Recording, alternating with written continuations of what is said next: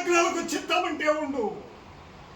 ఫకీర్ చిత్తము అనగలను, చిత్తము చేయగలను, నమస్కారము చేయగలను, అయినా మృత్యువుని ఒక కంటితో ఎప్పుడు కనిపెడుతూ ఉండు. ఎంత గొప్పవాడో అంత హీనమైపోతావు. తస్మాత్ జాగ్రత్తగా ఉండు ఫకీర్. మృత్యువట ఇంకెక్కడ మృత్యువుకు సైతం మృత్యువు కల్పించగలను. ఏమంటావు?